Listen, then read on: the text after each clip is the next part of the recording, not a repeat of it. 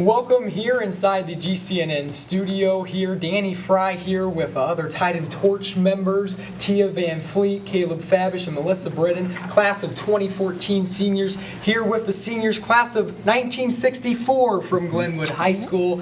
And seriously, thanks for coming on. We hope this will be a fun discussion. Thank you. So we'll go from left to right, starting with the ladies. If you introduce yourself, first and last name, and kind of some background info on what you're up to today. Okay. My name is Candy Thornton Stout, and I was in the class of 1964. I went on to college, ended up being an English teacher back here at GHS when it was the old building, obviously, and then went on to work at other things after that. So, I'm Sherry Murphy, young. Stop and think about it. And I am in financial services.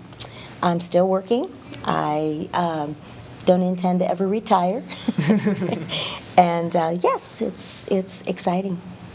Go down to you, Mr. Kopatz. I'm Tom Kopatz. I'm an investment advisor in St. Louis. I have 3 daughters. I'm a widower. Was a student here, of course, and liked athletics. And my brother was a coach here and also a basketball player, too. All right, Mr. Bush, you helped sort of organize this as well. I'm Charles Bush. I'm a retired accountant from Caterpillar, worked there for 38 years. I came to the Chatham School District as a second grader. Candy was already here at that point, and I think Tom and Sherry joined in high school. And when I lived in the Springfield area, it was in West Fairview, which is a subdivision on Lake Springfield, just west of the Route 66 then bridge. Sure. Well, let's go ahead and start here, and just whenever you guys want to jump in here, involved in any clubs or sports. And Mr. Kopatz, you already started there saying that you were actively involved with sports. It's the only reason I went to high school. I was a pretty lousy student, but I got a lot of satisfaction out of athletic stuff, and I lettered in baseball, basketball, and track all 4 years. And we had some great coaches. Mr. Fox and Mr. Cleaves, they were great men and good leaders, and they really taught us how to win humbly, treat others as we would like to be treated, how to lose gracefully, and be grateful for the chance to even compete. Did that have an impact on you later in life, Sure. sort of, the values set here? Yeah, first of all, I went to a practice every night after class. I never went home on the bus.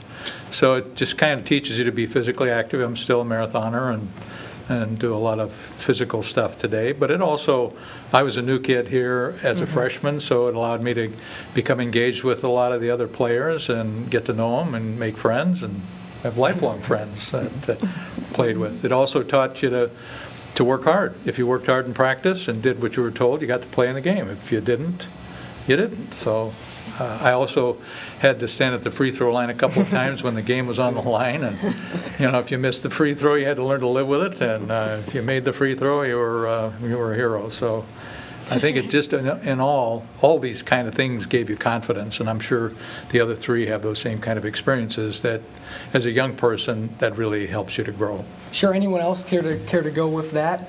And how clubs here, it doesn't have to be just sports here, right? Any clubs you guys get involved in here that sort of sets you down the path? well, I was involved in almost every club that was in school. Now, how many did they have back then? Oh, Probably we a lot. had Did they have a lot? future nurses, future teachers, FFA, FHA, French club.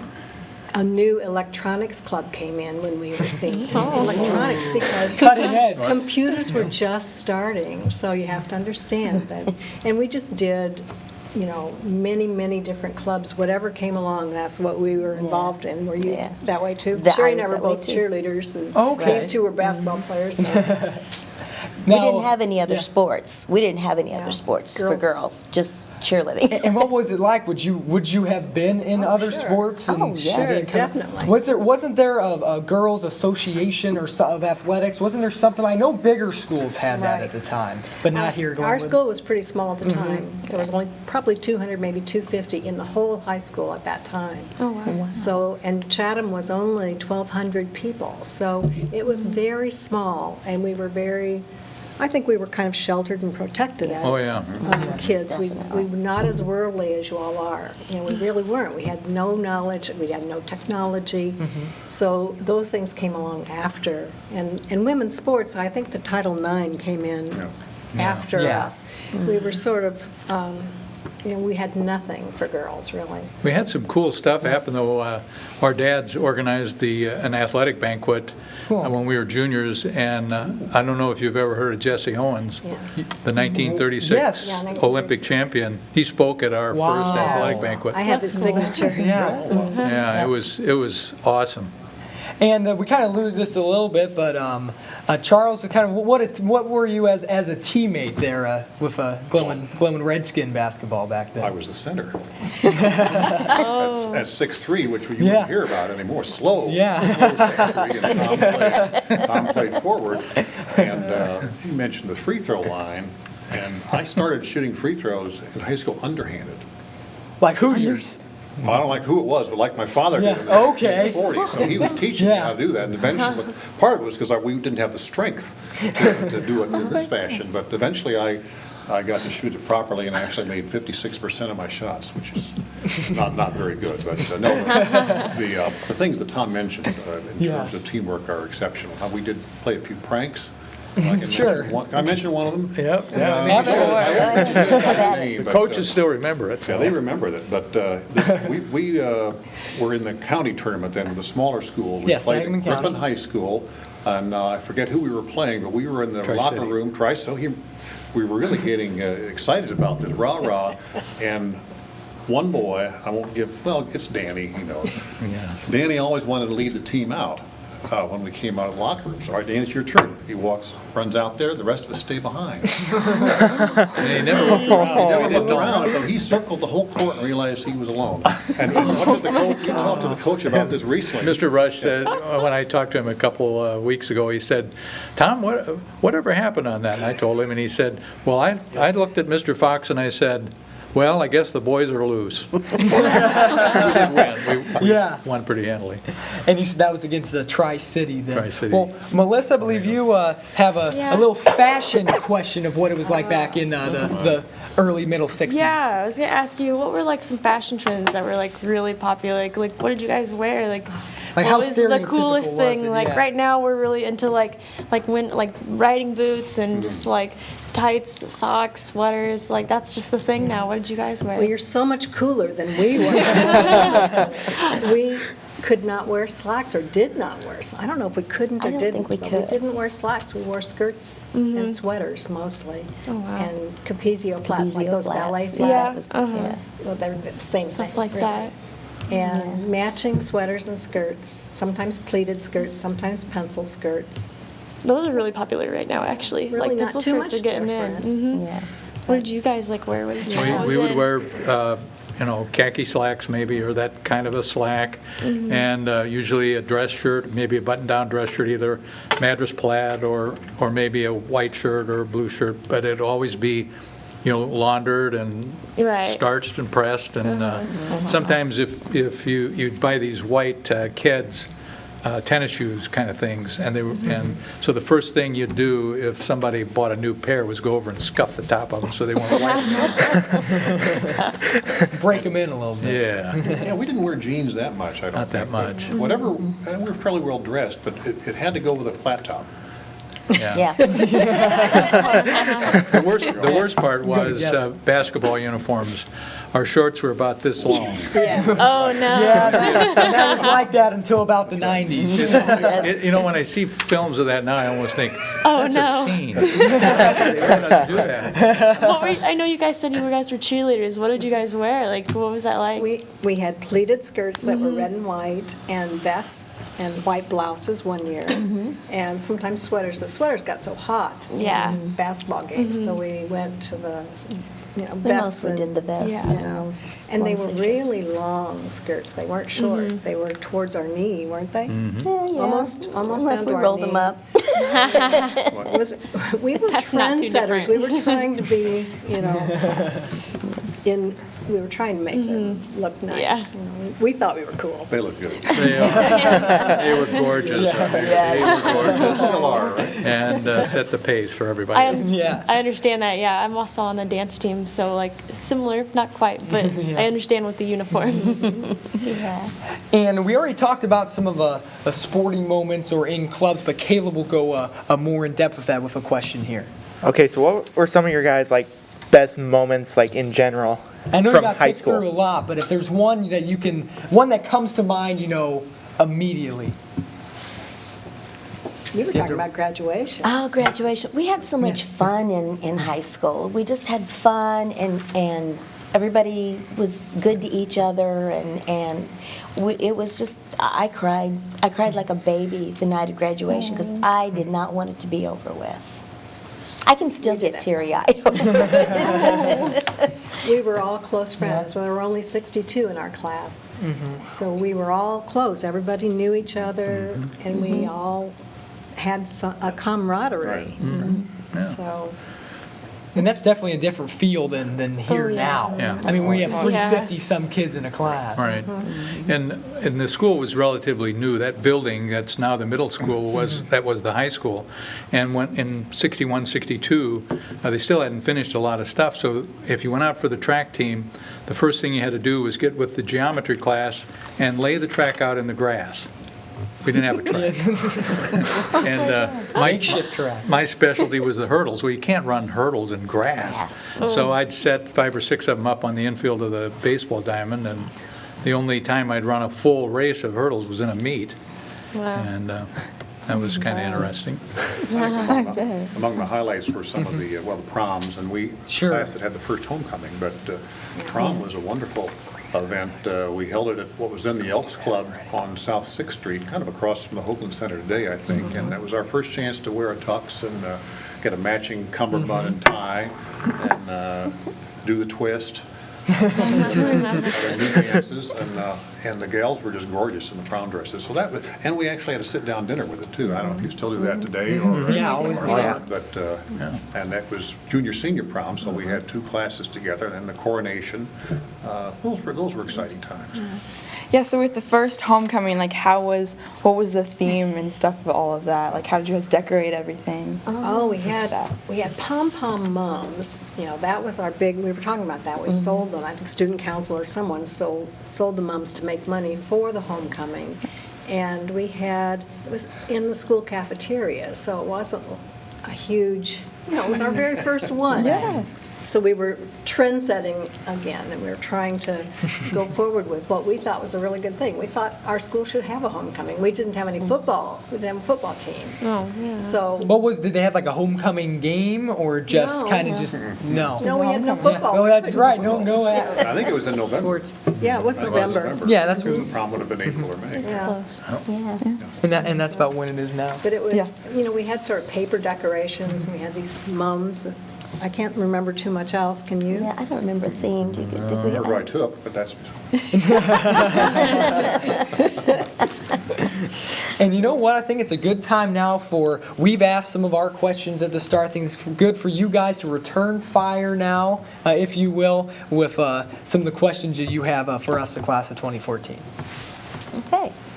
Go ahead. Well, I'll start with a Okay. question that came in from 2 classmates in Colorado. Okay. Both of whom are members of the Glenwood Hall of Fame, and Colorado recently unfortunately has been known for school shootings at several venues, and they wanted to find out the extent to which bullying is prevalent in high schools today, and what you do, particularly with the impact of social media. Because I don't think we had bullying in our days, maybe because the school was smaller, tighter, and we were all homogeneous. I mean, there was no racial differentiation. I mean, what you see is what you would see then in terms of white faces. So I guess that's a lead-in question is the impact of bullying and cliques. Well, I really don't think race is an issue here or anything with the bullying. No. That's definitely That's not. not. I would say, actually, probably the worst bullying, I don't know if you guys would agree, but I'd say middle school was probably the worst. Middle school, Absolutely. Junior kids high. are just awful. They don't realize what they're even saying. Like, they're just kids. Yeah, but like, they don't even understand how that affects people. And they're still, Yeah. and then once they, in freshman, sophomore, they're still kind of, growing out Yeah. of that process. But with the thing, and you guys can elaborate more on it too, but the thing with social media, when you go on the internet, is, even when your name is put there when you make a comment, you're not doing it face to face, and you can sort of Yeah. hide behind that. I think that's the bigger thing, and that's why it's more widespread. Now, if you guys Yeah. want to elaborate on that I at think all. like Twitter's a really big problem because people be like put indirect tweets so they don't put your name on it. They'll just be like talk about you, but it's very obvious because you Yeah, know because what people goes can on. connect the dots. And Yeah. everyone can see it, and then the other person that's maybe getting picked on will just maybe say something back, and it'll get worse and worse and worse. But like, if something here is at school, that's not okay. Like, there's zero tolerance for bullying here. Okay. They will get in trouble. Like, there's cameras in here, we can see it. Like, it's everywhere. I definitely don't tolerate it. If I see someone getting picked on, that's not okay. Like, Yeah. I'll go talk to them. I think you nailed it. I think it's not as much here in the high school, but it's more out of that, on Yeah. home and on social And media. I know, I don't know if this was big then, but I don't know like how like special kids were treated back then. But now, if you do that, you're looked down on. If you pick on someone like that, you are the one that's being like shamed on. I think so. Moving on, you guys have sure you got some more loaded up and ready to go. I like I like the Beatles. the Beatles Yeah. too. Best band to ever walk Yeah, the earth. Yeah. my mom's a Beatles fan, and we had their #1 CD that I always play in the car if we go on long car trips. But I'm personally a fan of really all music. I like classic rock. I like the Beatles, Rolling Stones, etc. But how was that when they first started coming out? They're just having, I believe, the 50th anniversary of when they came on the Ed Sullivan Show. No, wait a second, we're asking you questions. I'm sorry. Let's take it back. All right. It was such a Yeah. revival. I mean, the Beatles had such an impact in our lives. It came our senior year, obviously. They were on Ed Sullivan's senior year. And we were just a small town. We didn't really, we didn't scream or yell, but still it impacted us, don't you think? Yes, Oh, yeah. definitely. The music especially. It was just different. It was so different from what we were used to. Yeah.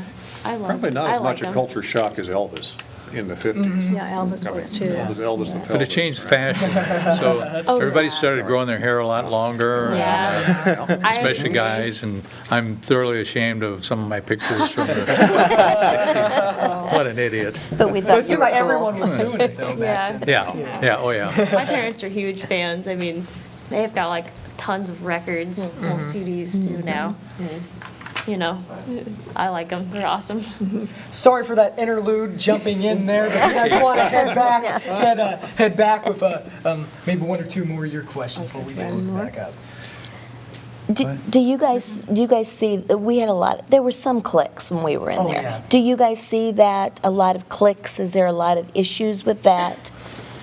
I mean, there definitely are. Wouldn't you? Yeah. I would say Caleb? there's more like sports cliques. Like some of the cliques kind of stay together, like swimming or like baseball or different kind of clubs kind Yeah. of stick together more. Like- I mean, it's not a problem. Everyone's like included in those, but you just see more like clubs and sports kind of staying together. Like, Yes. I'm on the dance team, and a lot of my friends I actually danced with since I was like 4. So, like, of course, we're like best friends. So it's easy to hang out with them, and then we're automatically together like 20 hours a week. So it's just there. And then, like, same with like show choir, I was stuff just like about to that. mention that, Yeah, yeah. you guys are all like really close. You could talk about that. Yeah, Caleb, Yeah.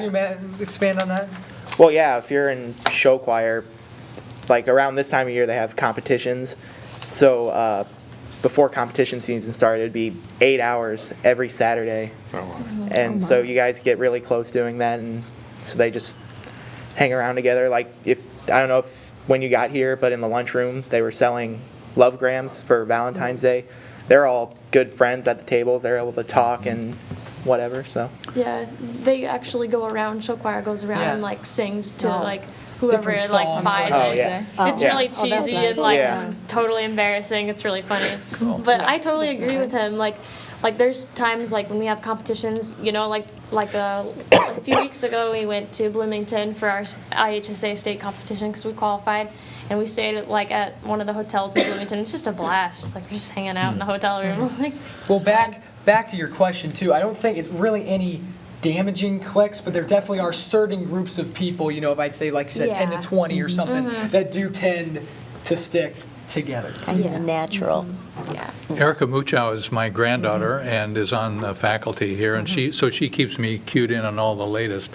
So what did you guys think of Roy Williams coming to the game, and what did you think about SHG's Well, reaction to that? I'll field this question. I shook Roy Williams' hand, and I went over there and introduced him here. Asked for an interview, but during recruiting rules, he declined, but said no in the nicest way. He was very good with the accommodations. He was here to see Peyton Allen, Right. 6'5", senior shooting guard, and SHG played Undeclared, right? undeclared right now. UNC has not offered yet, and. SHG, you know, we're talking about the student section in particular. Yeah. I think they had a chance that said Roy's not impressed. Right. And I think he actually waved back at him too. But you know, but that's part of it. I mean, props to SHG. They come out for the big games in Groves, and obviously, and then, you know what brings up another question again. I'm sorry, but I'll step back into another question. okay. That's okay. Rivalry rise for basketball. Who was your guys' big rival back then? Because right now it's Sacred Heart Griffin. It was Raymond Lincolnwood was one of the The teams. Lancers. I got kicked out of one of the games with them. Oh, kicked out? Yeah. I retaliated. Did our fathers get kicked out? And also the Bullets, Williamsville. Williamsville, yeah.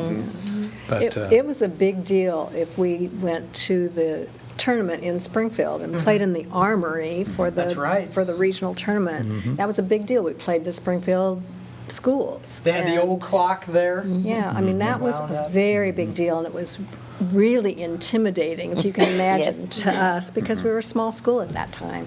So it was really intimidating, I think. Were you guys, did you one of the feel that guys I way? guarded was Bob Trumpy, and 2 years later he was playing in the NFL for the Cincinnati Bengals.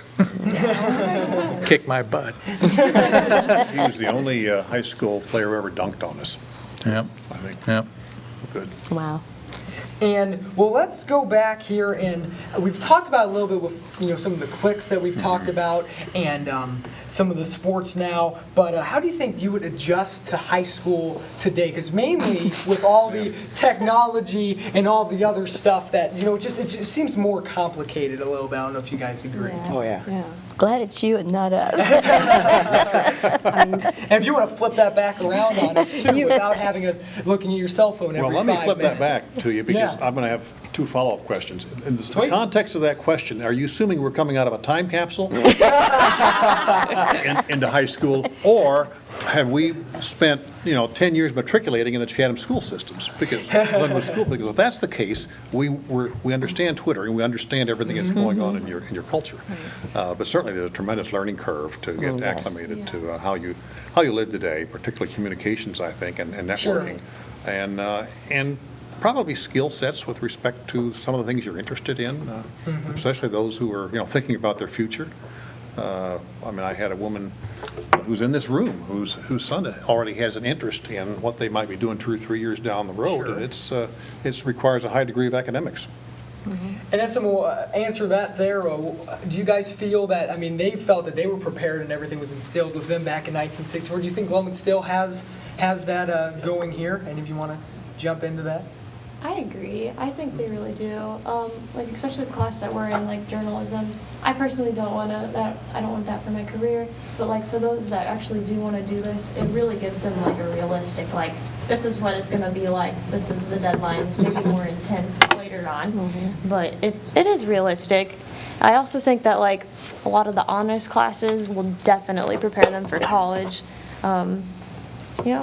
That's what I was thinking. I think you're all very knowledgeable on world facts as well, because you don't have to. We were subject to encyclopedias. You have Google and all of the other kind of research. We had less things available to us to know. We just didn't know as much. I think that's really good that you know so much more. And also, you have much more opportunities. When we were in school, especially girls, and I'll dwell on that a little bit, but we could not be, what we were told we could be when we graduated was a nurse, a teacher, a secretary, or just get married. Those were our choices. That's crazy. And if you didn't want to be one of those things, You're just like, what you, do I do? you know, Had there no were no other encouragement. choices and no encouragement to do anything else. Let's go ahead and dwell on it here. How drastically did women's rights change, and how did it affect you two? My goodness. Yeah. It's just been almost a 360 for women, and I think that's really good, because it's not that we were in the dark ages, but we were in the the era where we really weren't considered equal. And I'm not sure women are still as equal, but they're much better off than they were when we were young. Sherry, you care to add to that, and how that affected you? No, I agree with Candy. It was, you're right, you were expected basically to graduate from high school and get married and have children or go be a secretary or something like that. Even in my case, my parents, that's what they expected me to do. There was no encouragement to go on to college or to do something more. But I do want to make a point. Glenwood really prepared me. I have been, even though I do not have a college degree, I have been very successful in many different jobs. And I always say that I've been doing a lot of research on what I want to be when I grow up. But I have had the opportunity to do a lot of different things and be successful. And in fact, I have even managed men. I have been in a management position where I managed all men. And it has been, but I was prepared for that, even though I didn't go to college. So I felt that the education that I got at Glenwood was excellent. Yeah. We had 3 daughters, so they're a generation removed from our class, and I'd say that it was pretty close to my experience as a male in high school. They all participated in softball and basketball and track, and were letter winners and competed hard and sometimes too hard, and so it's just the same as me. So I'd say a generation later, things had changed quite a bit. Yes. I'd also say that we were probably left with a little too much responsibility for our own education. I remember freshman year in college, a lot of those professors were World War II or Korean War veterans. And we who were students did not have to submit to the draft. Well, a lot of those professors would say, you should be in the Army, and I'm going to do my best to flunk you out, so you're going to have to go to the Army. That's what was happening during the Vietnam War for us guys. Now, talk about how it was in college. Where did you go, and how that ended up? How Glenwood prepared you for that, and how it went on. I went to school at American University in Washington, D.C., Okay. where I met my wife. I went into international relations thinking I want to be a diplomat because I didn't get into fights in high school basketball. But You didn't get kicked out no, I of didn't get basketball kicked out. game. No, my father may have. Did you ever? Andy once had to pull my father out of the crowd. Our dads were the worst. Rowdy. Yeah. Oh, no, there was a clique. There was a clique. The fathers were the basketball players. But no, Glenwood prepared me well, I think, for academics. So I went to school in the East. And one area where I think I had a shortcoming was in answering the question, why? Why do you think that, Mr. Bush? Or what are your thoughts about that? And so, not that we were exclusively learning from rote and facts, but I really felt that we weren't asked often enough to express your opinion and tell me why you think that way. And Mr. Kopach, you talked about the Army there, but your freshman year of college, where were you at? It was at Bradley University. Okay. Yeah, in Peoria. I finished my degree at the University of Illinois, but All right. spent 2 years in Peoria drinking beer. Really good Braves, right? Bradley Braves, the Harvard of the Midwest. Yeah, kind of, Yeah, you said sort of, not really. Not really. Well, you know what? One thing we haven't touched on yet is some of the really key moments, not just that with you guys, but what really happened in the 60s, in 1964, and Caleb has more on that. So you guys were in high school, I think, when the JFK assassination happened. yes. What do you guys remember about that? And are there any other historical events that you want to It was share? just like your- 9/11. When 9/11 was happening and unfolding, it just took me back to the JFK assassination. I mean, it just dominated everything for, I don't know, a week or certainly a great number of days. And it was that same feeling of tragedy that spread across the entire country. So that's all anybody was talking about. It was just overwhelming and gripping. Jamie, you remember, where you were at? Because I know a lot of 9/11. Do you? We all remember, know, Candy? we all know Yeah. exactly yeah. what We were. class we were Yeah. in. We were We in were Glenwood school. High Study hall. School. Yeah. And we all know exactly which class we were in. Yeah. Because we've emailed each other about Yeah. that. So everybody knows it, could pinpoint the minute that it came over the intercom. So And they did make it. They did make yeah, an it came over announcement. the intercom. Well, they Yes. actually had, one of It our was two classmates ways, was an yeah. office worker, and she was the one who was assigned to tell the teachers. So you had a high school student, and this was before the intercom announcement came, so she came by and told us that, and that was a shocking thing for an 18-year-old, I think, to have to do. Yeah. So we all remember that vividly, and then, We do. as a matter of fact, I think 11 of us wrote our memories of that weekend event and submitted it here to Glenwood. It may be in your history class, I don't know. Sure. It's someplace here. Anything else stick out for you? We talked about the Beatles a little bit. We just talked about the JFK assassination. Anything else historically almost stick out to you guys when you were here Well, at you GHS? didn't ask about the massive bus crash that we all lived through. Right. That never made. That must have went Oh. right over. The funny thing is, Yeah. I've been going through our old newspapers, and it wasn't even in our newspaper at the time. And we were all on this bus. We were a junior. It was our junior year. Was it Headed, yeah, it was a where'd you go? snowy, horrible day. We were headed to a game in Morrisonville, and there was no fan bus. And by the way, it cost 25 cents to ride a fan bus. But no fan bus because the weather was so bad. So the cheerleaders were on the same bus with the basketball players, and we were headed to Morrisonville. We made it not quite to Farmersville when the bus slid on the ice and went sideways into a semi-truck. And I don't want to be the only one telling this, but during that time, there was not a sound on our bus. No one screamed, no one did, and I mean, we just didn't. We knew it was going to hit. We could see. Yeah, we saw it coming. We saw it coming, and we didn't. No one screamed. No one did anything. What were the events that transpired after that to Well- get you out? So then the bus was able to move, and we went to Arts Motel and Bar I and know Grill. what you're talking about. It's right there in Farmersville.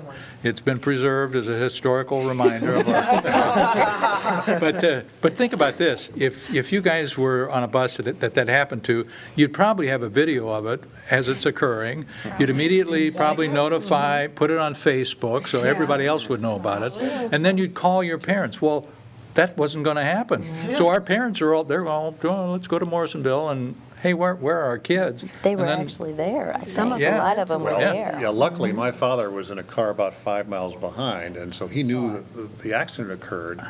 He stopped, and then we knew at that, I think we called ahead in Morrisonville, I don't know how that happened, if there were no phones, but. Well, Arts had went a to Arts payphone. There's a Motel. phone at Arts Arts. had a Yeah, payphone. phone at Arts in those days, and with the operator.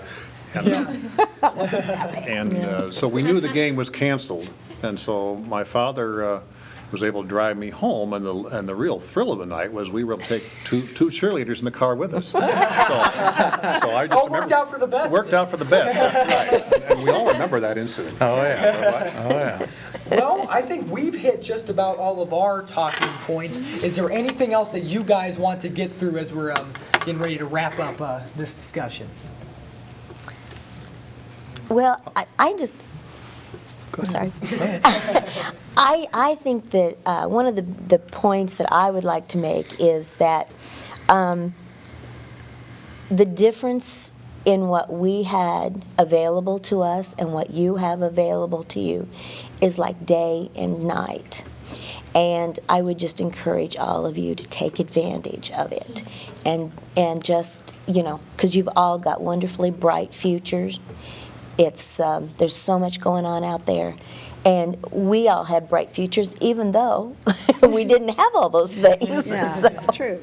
But yeah, All of us turned out quite nicely, despite the fact that we didn't have girls' sports. Right. I'm still pretty immature. We like him that way. I refuse to grow up. I don't think we worried about getting a job in those days. No. I mean, Yeah. Life was fairly, we grew up in the 50s, which was a docile decade, if you will, and Father Knows Best and a lot of the pristine TV shows, but things just took their course and worked out. And there were plenty of jobs available. Yeah, You we didn't didn't have to worry about go into jobs. STEM in order to be assured of one necessarily. And so we really thought if we worked hard, the American dream would be ours, and that isn't necessarily the case today for everyone. Right. That's right. Yeah, I agree. Unfortunately, like, Yeah. college is a lot of money. More than. Glenwood is very fortunate to have, like, the scholarships that are available for us and the good teachers and stuff, and a lot of us probably will go to college. Like, I'm pretty Sure. sure everyone at this table is going, Sure. you know? Can you take college courses during high school You to can. kind of get Yes. some of them out of the way? Certain That's good. AP classes Okay, here, you can okay. go and take a test at the end of the year, and that transfers over for Transfers to a college, number of credits. college That's credit. And a lot of people will come in ahead of the game with Right. their gen ed, kind of out of the Yeah, way good. over summer. It's great. Good. Well, want to thank you all for coming in. I think we all had a blast here, Oh, yeah. going back to Absolutely. 1964 for a little bit. And thanks for watching as well. Again, want to thank the class of 1964, all four of you for coming out here. Thank you very much. Thank you you. for having us. Enjoy it. We should sing the song. Oh, Yes. yes, that is. I got We do this. have to. You got it? What is it? Melissa, you lead us in. Stand up and cheer. Has it changed? Too loud and long. No, it is the same. Hang on, here we go. Right now, Oh, she's Melissa will excited. lead us in. This will cue us out. Melissa knows it the best because she's on the dance team. and we'll Yeah, all okay, join that's in. Good. Go ahead and lead us in here. Da, da, da, da, da, da, da. Stand up and cheer. cheer on along for dear old Glenwood, for today race we're right above all others. Our third man now is flying, and we are sure to win this fray. We're sure to win. We're sure to win. We're sure to win. We're sure to win. And this is Glenwood High School's day. Hey! G-A-L-E-N-W-O-D.